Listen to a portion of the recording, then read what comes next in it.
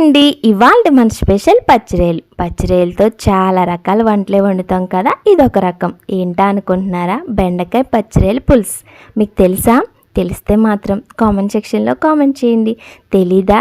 అయితే నా వీడియో ఫుల్గా చూసి నచ్చితే మాత్రం ఒక లైక్, ఒక షేర్ మర్చిపోకుండా సబ్స్క్రైబ్ చేయండి. నా ఛానల్ని కొంచెం సపోర్ట్ చేయండి. ముందుగా వీడియోలో చూపించినట్టుగా పచ్చిరొయ్యలని ఇలా ఫ్రై చేసి పక్కన పెట్టిన తర్వాత ఇంకొక 2 టేబుల్ స్పూన్ ఆయిల్ వేసుకొని ఉల్లిపాయ పచ్చిమిరపకాయలు బాగా మగ్గబెట్టిన తర్వాత కట్ చేసుకున్న బెండకాయ ముక్కలు కూడా వేసుకుని ఉప్పు కారం అలాగే ఫ్రై చేసిన పచ్చిరొయ్యలు కూడా వేసి అల్లం వెల్లుల్లిపాయ పేస్ట్ వేసుకొని కొంచెం వాటర్ వేసి ఒక ఉడికిన తర్వాత చింతపండు పులుసు పిండేసుకోవాలి. ఇది బాగా మరుగుతున్నప్పుడు కొత్తిమీర కరివేపాకు వేసుకోవాలి.